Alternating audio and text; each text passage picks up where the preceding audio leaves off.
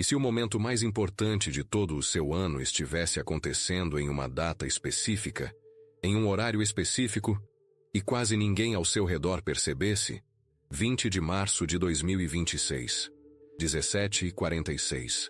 Anote isso, porque nesse exato momento, algo ocorrerá. Algo que vem acontecendo com uma precisão perfeita e ininterrupta há 4 bilhões de anos. Não aproximadamente, não por alto, no minuto exato. Todo santo ano, sem exceção, sem atraso, sem nunca precisar de um lembrete. O dia se torna igual à noite. A luz e a escuridão cessam sua guerra milenar. E por um instante suspenso, de tirar o fôlego, toda a máquina cósmica exala. Não desacelera, não muda de posição. Exala. E nessa exalação, uma porta se abre. Uma porta que não se abrirá novamente por um ano inteiro. Aqui está o que torna isso tão extraordinário. Os egípcios construíram Abu Simbel para este momento. Um corredor de 60 metros esculpido em uma montanha sólida, precisamente angulado para que um raio de luz, nesta manhã específica, percorra toda a sua extensão escura e ilumine o rosto do faraó lá no fundo. Os maias o codificaram em pedra e sombra em Chichén Itzá. Os celtas deram o nome de uma deusa inteira a ele. Os eslavos queimavam fogueiras durante a noite em sua honra. Civilizações que nunca se falaram, nunca compartilharam uma rota comercial, nunca trocaram uma única palavra escrita. Todas chegaram de forma independente à mesma conclusão impactante. Este dia é diferente. Esta luz carrega algo que nenhuma outra luz carrega. E a pessoa que a recebe conscientemente, com intenção, com presença, com o coração aberto, entra no restante do ano como alguém genuína, imensuravelmente transformado. Agora, pare por um momento e pergunte-se honestamente: quantos momentos importantes da sua vida passaram enquanto sua atenção estava em outro lugar? Quantos limiares você cruzou sem perceber que os estava atravessando? Quantos começos escaparam enquanto você estava ocupado gerenciando o ruído do cotidiano? Este não precisa ser um deles. Você encontrou este vídeo, e eu quero que você realmente reflita sobre isso por um segundo. Porque em um mundo de conteúdo infinito, distração infinita, ruído infinito, algo guiou sua atenção até aqui. Algo em você já reconhece o peso do que está prestes a ouvir. Algo mais antigo que sua mente racional, algo que vive mais profundamente que suas preocupações diárias, já sabe que isso importa. O que você está prestes a descobrir nos próximos minutos não vai apenas mudar a forma como você vê o equinócio de primavera. Vai mudar a forma como você entende seu próprio corpo, seus próprios ritmos, sua própria capacidade de transformação. Vai devolver a você um tipo de conhecimento que seus ancestrais carregavam nos ossos. Um conhecimento que esteve silenciosamente esperando que você se lembrasse dele. Se isso já está ressoando com você, se algo em seu peito acabou de mudar, mesmo que levemente, eu quero lhe pedir algo simples e genuíno. Curta este vídeo agora mesmo. Não porque números importem, mas porque esse pequeno gesto é seu primeiro ato de intenção. Seu primeiro sinal para si mesmo de que você está escolhendo estar presente para o que vem a seguir. E deixe um comentário abaixo me dizendo exatamente de onde você está assistindo. Sua cidade, seu país e a hora no seu relógio agora. Porque em um momento você entenderá por que esse simples detalhe carrega mais significado do que parece. Assista a isto até o fim. Cada parte do que se segue constrói a próxima. A imagem completa só se revela totalmente. E o que espera no final é algo que você vai querer carregar consigo para o dia 20 de março. Fique comigo. A porta já está começando a se abrir. Imagine passar a vida inteira construindo algo que você nunca verá terminado. Não uma casa, não um negócio, não um legado que você possa segurar nas mãos. Um corredor, um túnel esculpido na rocha sólida da montanha, com 60 metros de comprimento, perfeitamente escuro, perfeitamente silencioso, construído para um único propósito: captar um raio de luz, em uma manhã específica, uma vez por ano. Seu pai trabalhou nele. O pai dele antes dele. E o pai dele antes disso. Você morrerá antes que esteja concluído. Seus filhos podem morrer antes que esteja concluído. Mas você continua cortando a pedra. Todo santo dia. Porque você sabe, com o tipo de saber que vive no corpo, não apenas na mente, que o que você está construindo importa mais do que sua própria vida. Foi isso o que aconteceu em Abu Simbel, no Egito, há 3.300 anos. E quando eu realmente reflito sobre isso, quando deixo isso ecoar totalmente em vez de apenas ler por cima, algo em mim fica em silêncio absoluto. Porque aqui está a pergunta que deveria fazer você parar completamente. O que eles sabiam que nós esquecemos? O corredor que construíram não é impressionante por acaso. É impressionante por cálculo. 60 metros de escuridão total, esculpidos no coração de uma montanha usando nada além de ferramentas de cobre e mãos humanas. Sem eletricidade, sem níveis a laser, sem posicionamento via satélite. E ainda assim, quando o equinócio chega, quando o dia 20 de março se torna o momento astronômico preciso em que o dia e a noite permanecem em equilíbrio perfeito, o primeiro raio do sol nascente entra naquele corredor e percorre toda a sua extensão, todos os 60 metros, através da escuridão pura, e atinge com exatidão matemática o rosto do faraó esculpido na pedra lá no fundo, não perto do rosto dele, não perto do altar, no rosto dele, no ponto específico que eles pretendiam, 3.000 anos atrás, que aquela luz específica tocasse. Pense no que isso exigiu. Eles tiveram que calcular o ângulo exato da trajetória do Sol no céu naquela manhã específica. Tiveram que orientar toda a face da montanha de acordo. Tiveram que esculpir o túnel no grau preciso de inclinação. E então tiveram que colocar a estátua na distância e altura exatas para receber a luz. Cada variável tinha que ser perfeita. 1 grau de erro e o raio erra o alvo. 1 metro de erro de cálculo e 3 gerações de trabalho não produzem nada além de escuridão. Eles acertaram. 3.000 anos atrás. Eles acertaram exatamente. Agora viaje no tempo. Continente diferente. Cultura diferente. Idioma diferente. Sem contato algum com o Egito. Os maias, em Chichén Itzá, no México, construíram a pirâmide de Kukulcán. E na tarde do equinócio, algo acontece que nenhuma fotografia capta totalmente. O ângulo do sol atinge o canto da pirâmide e projeta uma sombra ao longo da escadaria norte. Uma sombra no formato preciso e inconfundível de uma serpente massiva descendo do céu em direção à terra. Seu corpo ondula pelos degraus. Sua cabeça, esculpida em pedra na base, espera para recebê-la. Esse efeito dura exatamente 40 minutos. Então a luz muda. A serpente desaparece e não retornará por mais um ano inteiro. Os maias a chamavam de Kukulcán, a serpente emplumada, a divindade da renovação, dos ciclos, da força que faz as coisas mortas viverem novamente. Quando a serpente descia no equinócio, a mensagem não era simbólica, era literal. O céu se abriu. Um novo ciclo pode começar. Mude de novo. Camboja. Angkor Wat, a maior estrutura religiosa já construída por mãos humanas. 900 anos atrás, seus arquitetos posicionaram sua torre central de forma tão precisa que, na manhã do equinócio, o sol nasce em alinhamento perfeito com o eixo central do corredor principal. Não aproximadamente. Não perto o suficiente. Perfeito. Visitantes ainda se reúnem lá hoje todo mês de março para ver isso acontecer, para se colocar dentro da intenção de pessoas que viveram 9 séculos antes deles e sentir o impacto. Inglaterra, Stonehenge, 5.000 anos de idade.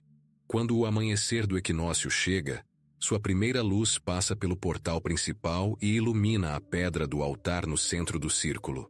Um círculo de pedras erguido por pessoas sobre as quais não sabemos quase nada, exceto uma coisa. Eles sabiam exatamente onde o sol estaria nesta manhã. E construíram toda a sua estrutura sagrada em torno desse conhecimento. Egito, México, Camboja, Inglaterra. Nenhum idioma compartilhado. Nenhum comércio entre eles. Nenhuma possibilidade de colaboração. separados por oceanos por séculos, por todas as barreiras concebíveis que dividem as civilizações humanas. E, no entanto, todos construíram a mesma coisa, não coisas semelhantes, não coisas vagamente comparáveis. A mesma coisa. Instrumentos projetados para captar uma qualidade específica de luz em uma manhã específica. E colocar um ser humano dentro dessa luz com intenção e cerimônia. Esta é a parte que a maioria das pessoas ignora rápido demais. Elas veem a conquista arquitetônica e seguem em frente. Mas a verdadeira questão, aquela que destrava tudo, não é como eles construíram isso. É porque cada um deles acreditava que esta luz em particular, nesta manhã em particular, valia tanto esforço, valia gerações de trabalho, valia mover um templo inteiro, como o Egito fez na década de 1960, cortando Abu Simbel em blocos e remontando-o em um terreno mais alto apenas para que o raio ainda entrasse depois que a represa de Assuã mudasse a paisagem. Valia escolher o corredor acima de tudo quando forçados a escolher. O que eles sabiam sobre esta luz que paramos de lembrar? Porque o que eles sabiam não era sobre pedra, não era sobre arquitetura, era sobre algo que vive dentro de você agora, algo biológico, algo ancestral, algo que esteve esperando silenciosamente durante todo o inverno, para que exatamente este momento chegasse. E é aí que tudo muda. Há algo acontecendo dentro do seu corpo agora que você provavelmente interpretou mal a vida inteira. Aquele peso que você sente em fevereiro. Aquela estranha apatia que se instala sobre você no meio do inverno. Aquela que faz até decisões simples parecerem exaustivas. Que faz o futuro parecer de alguma forma mais distante do que realmente está. Você provavelmente chamou isso de preguiça, ou estresse, ou apenas o seu jeito de ser. Não é nenhuma dessas coisas. É inteligência. Seu corpo executando um protocolo antigo, perfeitamente projetado, que manteve os seres humanos vivos através de dezenas de milhares de invernos. E no momento em que você entender o que é, e mais importante, o que acontece quando ele se desliga, você nunca mais verá o mês de março da mesma forma. Aqui está o que está acontecendo de fato. Bem no centro do seu cérebro, existe uma pequena estrutura em forma de pinha. Tradições antigas em culturas completamente separadas, egípcia, hindu, grega, identificaram independentemente essa glândula e a chamaram de sede da alma, o olho interior, o lugar onde o ser humano toca algo além do puramente físico. A ciência moderna a chama de glândula pineal, e o que ela faz é extraordinário. Durante todo o inverno, essa glândula lê a luz. Todas as manhãs, ela mede quanta luz solar entra pelos seus olhos, calcula a proporção entre luz e escuridão e libera melatonina na sua corrente sanguínea de acordo. Quanto mais escura a estação, mais melatonina. E a melatonina não serve apenas para dar sono à noite. Em quantidades sustentadas de inverno, ela desacelera seu metabolismo, reduz sua motivação, retira sua energia da ação e do movimento externo e a direciona para dentro, para a conservação, para a quietude, para a sobrevivência. Seu corpo fez isso de propósito. Ele estava protegendo você.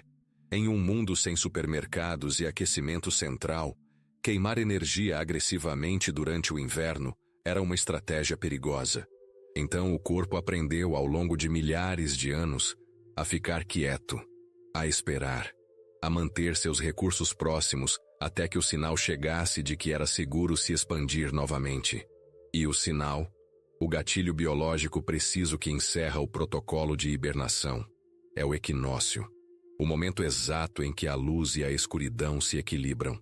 Quando a glândula pineal recebe a proporção que vem observando desde dezembro, quando ela registra, em qualquer linguagem ancestral que a biologia fale, a longa noite acabou, e ela muda a chave. A melatonina cai. A serotonina sobe. Não gradualmente. Não lentamente. A mudança é nítida, é real, e é mensurável no seu sangue poucas horas após a passagem desse momento. A serotonina, a molécula mais diretamente associada à motivação, ao otimismo, à sensação de que suas ações realmente importam e que o futuro vale o esforço, começa a se mover pelo seu sistema como a primeira corrente quente da primavera, movendo-se por águas geladas. Se você estiver conscientemente presente para essa mudança, seu sistema se atualiza. Sua biologia se reinicia com todo o apoio do momento astronômico que a desencadeou. Os próximos 6 meses carregam uma qualidade diferente de energia.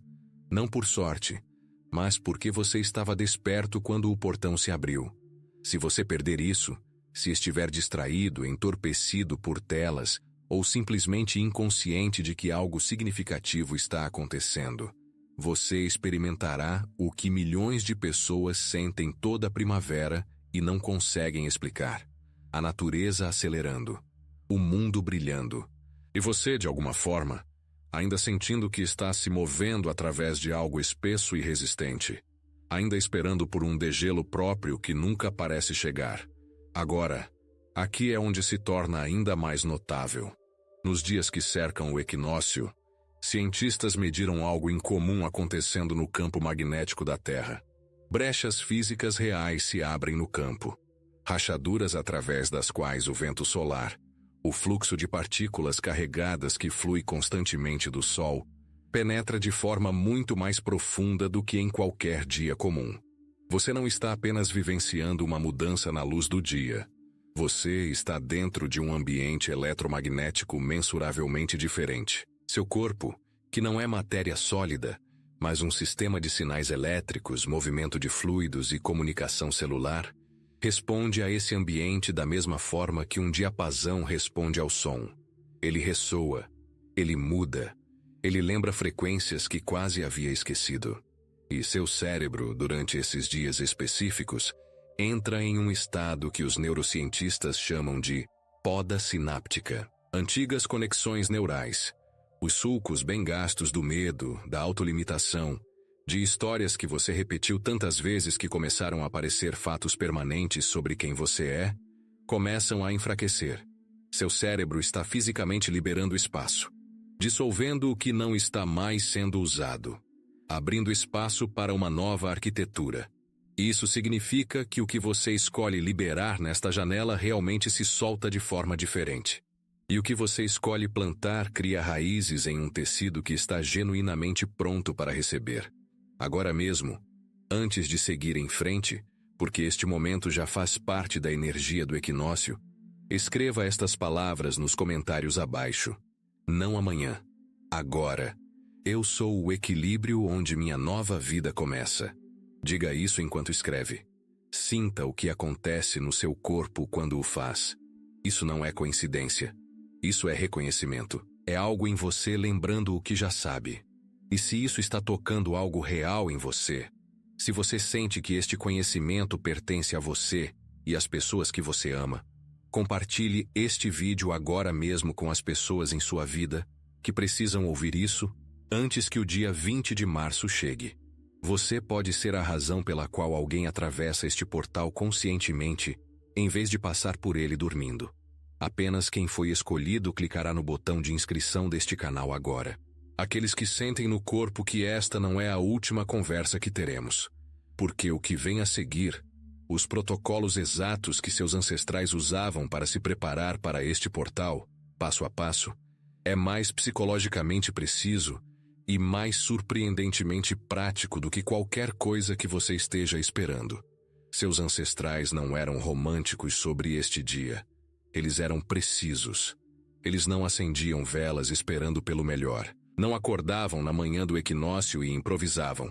Eles seguiam uma sequência, um protocolo específico e ordenado, desenvolvido ao longo de milhares de anos de observação direta, porque entendiam algo que a maioria das pessoas modernas perdeu completamente o acesso. Você não pode receber uma nova frequência, enquanto ainda está transmitindo a antiga. Pense nisso em termos práticos por um momento. Você não pode encher um copo que já está cheio, não pode ouvir uma voz baixa em uma sala cheia de ruído, e não pode entrar em um novo ciclo da sua vida enquanto seu corpo, sua casa e seu campo emocional ainda estão saturados com o resíduo de tudo o que veio antes. Então eles limpavam, mas não da maneira que limpamos hoje. Eles abriam todas as janelas da casa, totalmente independentemente do frio, porque entendiam que o ar carrega informações. O ar estagnado não é apenas desconfortável, é um registro físico de tudo o que aconteceu naquele espaço durante o inverno.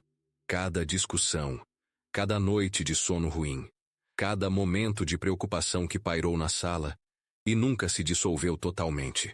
Eles expulsavam aquele ar deliberadamente, com intenção, tratando-o como algo real que precisava sair antes que algo novo pudesse entrar. Eles esfregavam o chão com sal. E aqui está algo que a maioria das pessoas não sabe sobre o sal. Ele não é apenas um mineral.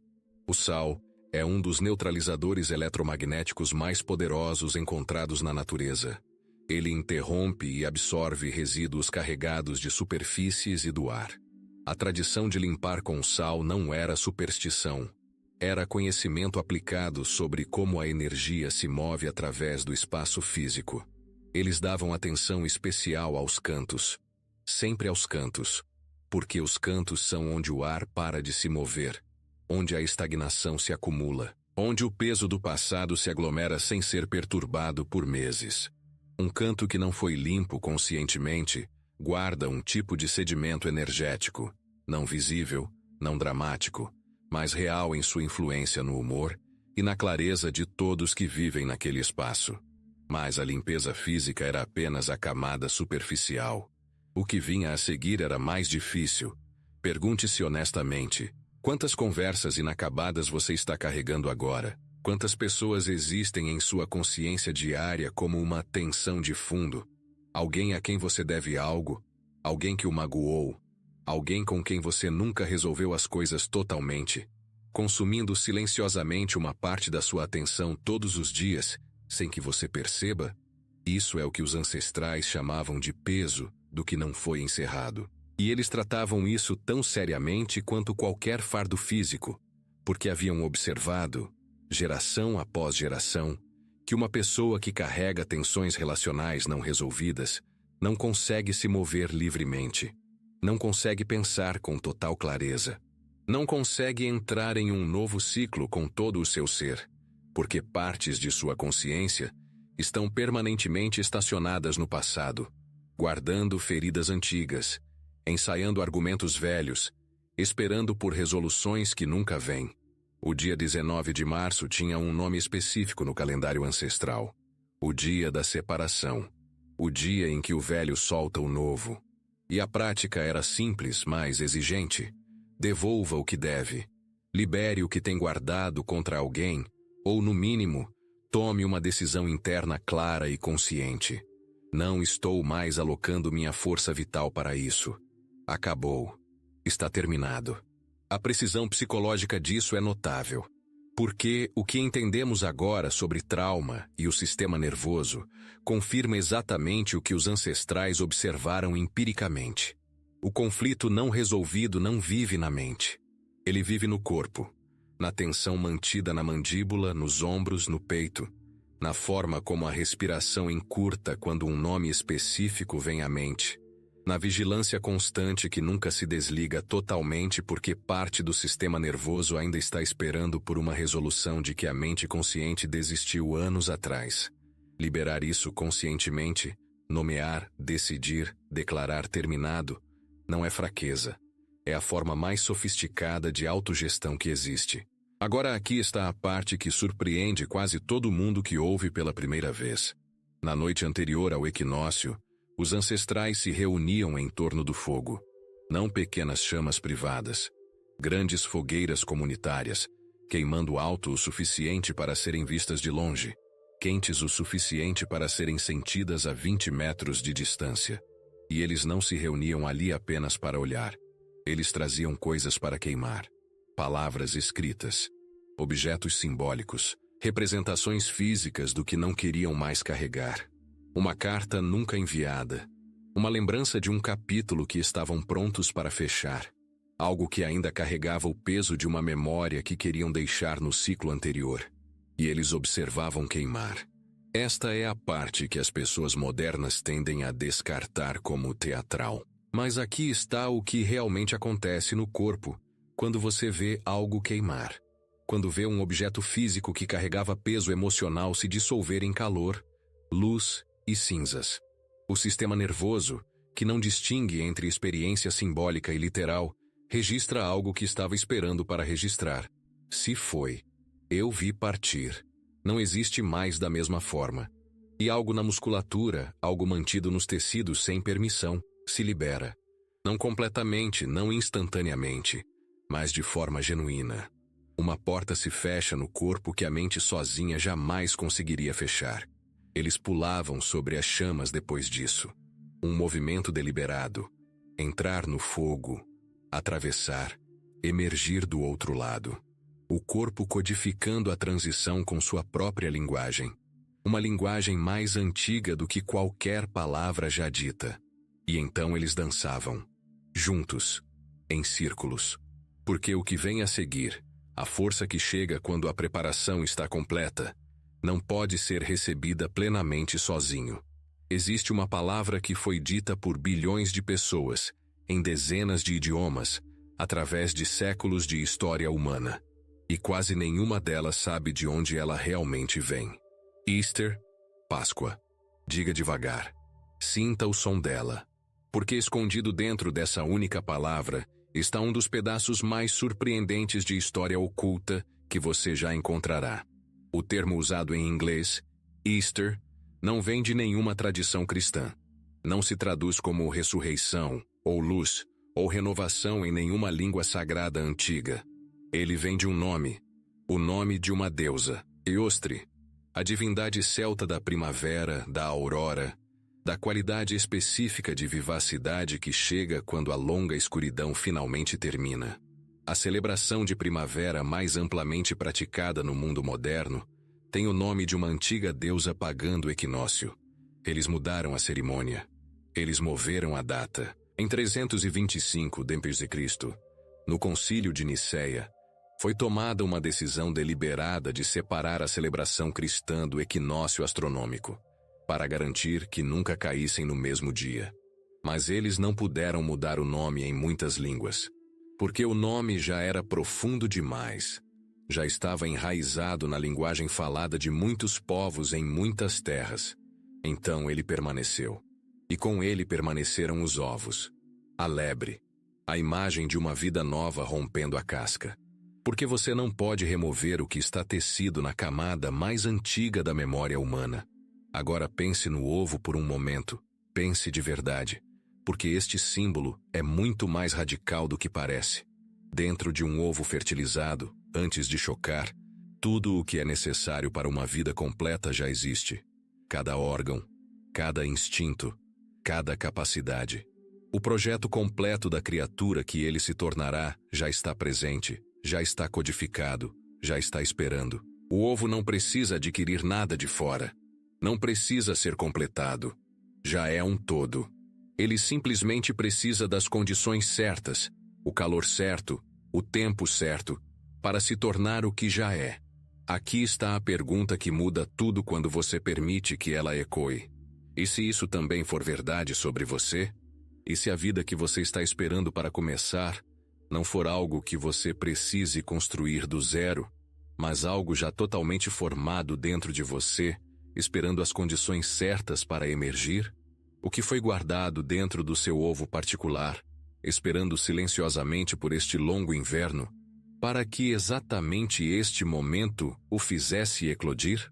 Isso não é um consolo retórico. É para isso que o símbolo sempre apontou. Agora conheça a força que chega para rompê-lo. As tradições eslavas o chamavam de Yarila. E eu quero que você entenda que Yarila não é uma figura gentil. Ele não é a primavera suave e decorativa de arranjos de flores e tons pastéis. Ele chega em um cavalo branco, com olhos selvagens, as mãos transbordando de trigo e flores, movendo-se a uma velocidade que o ar ainda frio mal consegue conter. Onde seus pés tocam o chão, coisas verdes brotam através do solo. Onde seu olhar cai, as sombras se dissolvem. Ele não bate a porta. Não espera por permissão. Ele chega e a vida não tem escolha a não ser responder. A palavra Yari, no eslavo antigo, significa algo que não tem tradução perfeita. Significa furioso da maneira que um rio é furioso quando o gelo se quebra, e ele subitamente lembra que deveria estar em movimento. Significa ardente da maneira que o primeiro calor real da primavera parece quase violento após meses de frio. Significa imparável não como uma descrição de poder, mas como uma descrição da natureza. Porque a força que empurra um broto verde através do concreto não usa a força da maneira que entendemos. Ela simplesmente não pode ser parada. É mais fundamental que o obstáculo. Aqui está um fato que a maioria das pessoas acha genuinamente surpreendente. Uma única lâmina de grama exerce pressão ascendente suficiente, enquanto cresce, para levantar um objeto muitas vezes superior ao seu próprio peso. O mecanismo que impulsiona isso não é muscular, não é agressivo. É puramente a pressão da vida insistindo em se expressar. Essa pressão, silenciosa, paciente, absoluta, é o que Yarila representa. E ela chega, todo ano, no equinócio. As observações antigas sobre Yarila eram consistentes através de regiões e séculos. Aqueles que o encontravam conscientemente, que estavam preparados, presentes e abertos, carregavam uma qualidade de vitalidade nos meses seguintes que outros podiam ver e sentir. Não porque algo lhes foi acrescentado de fora, mas porque algo que já estava dentro deles finalmente recebeu permissão para se mover. E aqui está a verdade psicológica por trás dessa observação. O maior obstáculo à vivacidade humana não é a circunstância, é a autocontenção, o hábito, aprendido cedo e reforçado constantemente, de se segurar, de moderar, de se tornar menor do que você é porque, em algum momento, estar plenamente vivo pareceu perigoso, ou inconveniente, ou simplesmente demais para as pessoas ao seu redor. A força de Yarila é o antídoto para essa contenção. É a parte da natureza que não se modera, que não pede desculpas por crescer, que não pergunta se este é um bom momento para se tornar plenamente vivo. Todo ano, no equinócio, essa força chega e estende algo a você. Não um presente que você merece. Não uma recompensa por bom comportamento. Simplesmente um convite. Uma mão estendida pela própria natureza, dizendo: isto está disponível. Agora mesmo. Se você estiver disposto a parar de se conter. A questão não é se a força chega. A questão é se você estará do lado de fora quando ela chegar, ou se estará trancado, atrás de um vidro, observando a primavera acontecer para todo mundo, menos para você, porque o que vem a seguir, as práticas exatas que abrem você para receber essa força completamente, são mais simples do que você espera, e mais poderosas do que você pode imaginar no momento. O filósofo grego antigo Heráclito escreveu algo que sobreviveu por 25 séculos porque se recusa a parar de ser verdade. Nenhum homem pisa no mesmo rio duas vezes, pois não é o mesmo rio, e ele não é o mesmo homem. Tudo se move, tudo muda. A única questão, aquela que determina toda a qualidade de uma vida humana, é se você muda conscientemente, com intenção e direção, ou se simplesmente flutua, levado por correntes que nunca escolheu e nunca examinou.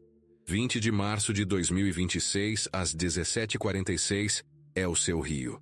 E você pisará nele, esteja pronto ou não. O equinócio não espera por ninguém. Nunca esperou. 4 bilhões de anos de pontualidade perfeita e ininterrupta. A única variável, a única coisa que sempre esteve em suas mãos, é quem você é quando pisa nele. Então, vamos falar exatamente sobre o que fazer. Não em termos espirituais vagos. De forma concreta, prática, em uma sequência que funciona. Comece em 19 de março, o dia da separação. Antes de fazer qualquer outra coisa, sente-se em um lugar tranquilo com um pedaço de papel e responda a uma pergunta com total honestidade. O que ainda estou carregando que nunca foi meu para guardar? Não o que você deveria liberar de acordo com a ideia de cura ou crescimento de outra pessoa, mas o que você sabe naquele lugar silencioso abaixo de todo o ruído diário que já terminou, mas que você ainda não se deu permissão para soltar. Escreva tudo. a exaustão que você normalizou, o ressentimento que você justificou, a versão de si mesmo que você continua encenando, porque mudá-la parece deslealdade com quem você costumava ser. Escreva até que a página pareça honesta. Depois, reserve-a. Você voltará a ela. Na noite de 19 de março, se você puder ter acesso a qualquer tipo de chama aberta, uma vela, uma lareira, até uma pequena fogueira segura ao ar livre, queime o que escreveu. Observe ir embora. Não desvie o olhar. Deixe seu sistema nervoso registrar a conclusão. Carl Jung, o estudioso da alma humana, entendeu isso profundamente quando escreveu que, até que você torne o inconsciente consciente, ele direcionará sua vida e você o chamará de destino. O ato de queimar não é mágica. É o ato de tornar o inconsciente consciente e depois liberá-lo conscientemente. É você dizendo a camada mais profunda da sua própria psicologia: este capítulo terminou. Eu testemunhei o fim. No dia 20 de março, o dia em si, coloque um alarme. 17h40. 6 minutos antes do equinócio. Quando ele tocar, pare o que estiver fazendo. Vá para uma janela ou saia de casa. Fique com os pés no chão se possível. Sem sapatos, se as condições permitirem. Feche os olhos. Respire lenta e profundamente 3 vezes. E simplesmente esteja presente. Não pensando no equinócio. Não analisando. Apenas parado dentro dele, da mesma forma que Abu Simbel permanece dentro de seu corredor. Aberto. Alinhado. Recebendo. O filósofo e poeta Ralph Waldo Emerson escreveu: o que está atrás de nós e o que está diante de nós são questões minúsculas comparadas ao que está dentro de nós. Este momento, 17h46 de 20 de março, não é sobre o que o cosmos está fazendo. É sobre o que ele está ativando em você. Esteja lá para essa ativação. Esteja desperto para ela. Depois que o momento passar, pegue um pedaço de papel limpo. Nele, escreva uma frase que comece com as palavras: neste novo ciclo, eu escolho. E termine com a resposta mais honesta que tiver. Não a resposta mais impressionante. Não a resposta que soa espiritualmente avançada. A resposta verdadeira. Aquela que, quando você a lê de volta, produz uma sensação física em algum lugar no seu peito ou no seu estômago. Essa sensação é reconhecimento. É o seu corpo dizendo que você nomeou algo real. Coloque esse papel em algum lugar onde você o veja. Não escondido em um diário. Visível. Em um espelho, em uma mesa, na parede. Deixe que ele se torne parte do seu campo visual diário, porque o que vemos repetidamente, começamos a buscar, mesmo inconscientemente, mesmo que lentamente. Isso não é misticismo. É assim que o cérebro constrói novos comportamentos.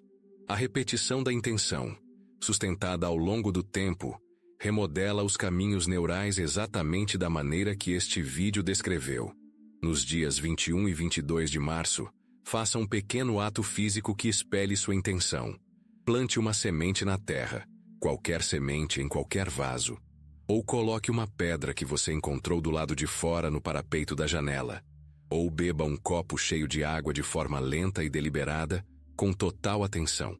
O ato específico importa menos do que a qualidade da presença que você traz para ele. Você está codificando sua intenção em uma experiência sensorial e física, que é a única linguagem que a parte mais profunda do seu sistema